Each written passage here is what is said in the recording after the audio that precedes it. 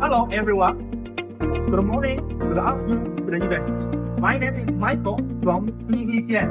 Today I'm going to introduce you this winter product, lithium battery, as a leader acid replacement. Follow me. This is the founding of the lithium battery. Black box, okay, body, that's our brand. Then the battery inside, you see, this is the battery inside, and white one, black one, positive, negative, and this one is a small T, protection, okay? It's 5 voltage, 50 ampere, total energy 640 watt-hour. Follow me, another person. This is the test water station. You see, this gentleman is testing this lithium battery, okay, connected with positive, negative, and this is a product QR code.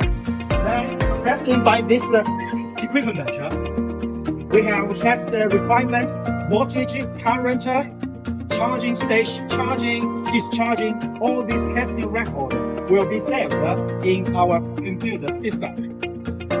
This is the workstation for packing. Okay, this young man is repacking with user manual, plastic bag. Put this lovely cake, put it inside, right? Then seal the whole box. This is the finished product. Bounergy L1250, 12 voltage, 50 amp, with replacement for lead acid.